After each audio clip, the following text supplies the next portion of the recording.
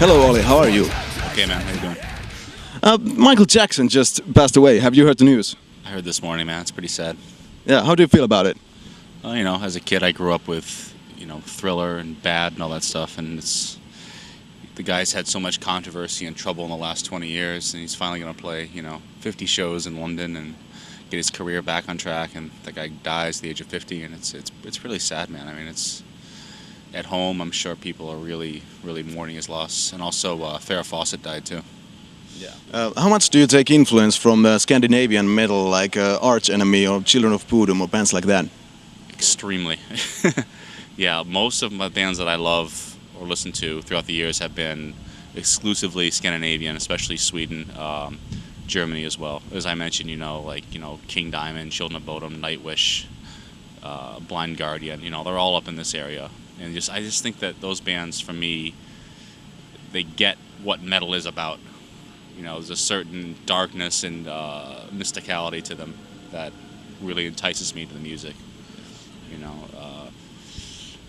I think for other places like Rhapsody is a great Italian band, Lacuna Coil, they're great guys. But I think that really the Scandinavia is where metal lives and breathes.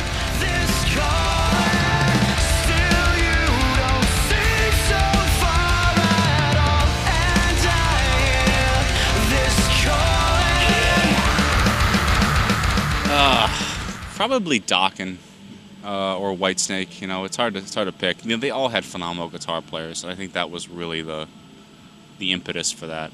There was a lot of cheesy stuff too. Yeah. Like obviously Poison. Was the epitome of what hair metal shouldn't have been. They had some good songs, but it was they get picked on a lot. And Winger, phenomenal musicians, but Beavis and Butthead ruined their careers.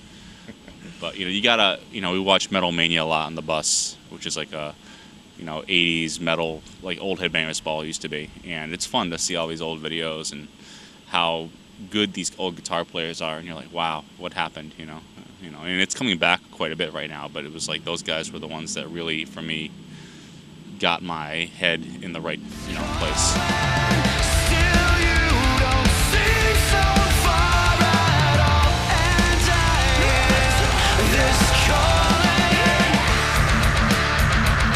Oh, those games are phenomenal. They're fun to play.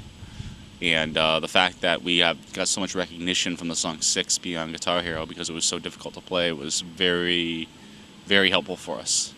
And we would see people play the song 6 and people would be cheering because like, oh yeah, I remember that from the game. And it's a very new experience, I think video games are definitely the big thing right now and definitely getting bigger in the future.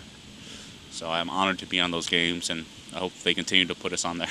Yeah. With Guitar Hero, you have these young kids playing. I have an 8-year-old nephew, and he's building up dexterity in his hands and coordination, and he's building rhythm and timing. What's wrong with that? If he wants to pick up an instrument later on, he'll have some rudimentary skills to build from. So I think it's one of the best things to happen to music in a long, long time.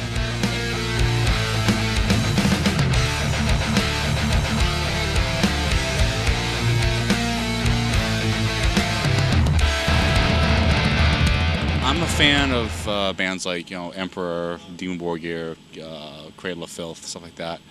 Not so much of Mayhem, things like that. Again, I like all those three bands because they have a lot of melody in their music. Yeah. A lot of cool keyboard parts, singing parts. It's epic sounding. It makes it sound heavier. Some people think melody detracts from heaviness. To me, it adds to it because it gives it some kind of emotional stability. But I don't really know much about Immortals music, to be honest with you. I know that we have a poster of them on the wall somewhere, and I saw they had like pitchforks and stuff, and Okay. they look like they really go all out, and I'm sure that they're a fantastic live band. But I look forward to seeing them tonight. Yeah. We'll see what happens. You have played shows with the bands like Immortal and Satyricon. How has the crowd of those bands reacted when you play? We played with Satyricon probably about, I would say, 9 years ago. So we were a very different band back then. We basically, if there were tomatoes, they probably would have been thrown at us. It didn't go over so good back then with that audience. But tonight we're playing with Immortal, and I think it being a festival environment, it's going to be a different kind of thing altogether. So I look forward to it. But we're not an extreme death metal band by any means, so we don't quite fit into that. But if people want to see a good variety of metal throughout the day, then that's good. Cool. So, how about the plans? New album. What is the plans for the rest of the year? All right. Well, the rest of the year we're going to do the Mayhem Festival. Then we're going to have a little bit of time off, like a month, and then we're going to do another headliner, a main market in the States, and might be coming back over. We don't know. And then next year we're going to, write and record a new album, hopefully. And right now, there's not a lot of material written for the next one, but we've been so busy. But I usually do a lot of writing on the road, so we'll see what happens. Maybe after Mayhem I'll start really getting into my writing spurt. Right now I'm just trying to improve my guitar playing abilities as much as I can, and come up with new ideas and stuff like that, and try to be a better player. But who knows, man? I take it day by day.